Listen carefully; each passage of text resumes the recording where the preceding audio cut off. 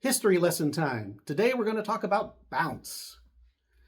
Now, a lot of golfers are familiar with bounce, thinking that it's really only on wedges because that's where you see it advertised. You see a bounce specification on the sole, somewhere on the back in the marketing, but wedges have bounce ranging from low bounce around 4 degrees up to high bounce in excess of 16.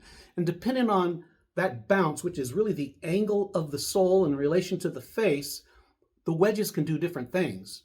But a lot of things that golfers don't understand is that bounce is carried through the entire set of irons. On the long irons, where you have a more sweeping swing, you have less bounce. And on the shorter irons, you have a more steeper angle of attack, we have more bounce. So that graduates through every set. Every set has their own bounce specs, but they're not ever talked about. But in wedges, they're talked about all the time because wedges are such a personal thing, depending on what each individual golfer is going to do with that. Bounce came to us courtesy of Gene Sarazen. Back in the late 1920s, early 1930s, Gene was taking a flying lesson from Howard Hughes. And he learned to gain altitude or lose altitude by how he adjusted the flaps on the wings. And what he learned is that what passes through air will also pass through water, sand, or fluffy rough using the same physics.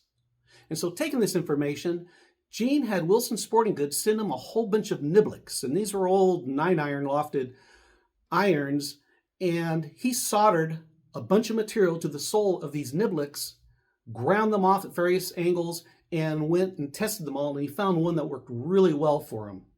He took that over to the 1932 British Open, used it that week, got up and down out of bunkers more easily than any other player, and he won the Open Championship that year. That was the precursor of today's modern sand wedge. So in the future, when you're looking at bounce, realize it's in every club in your bag, and it's there for a purpose, depending on what that club is intended to use for.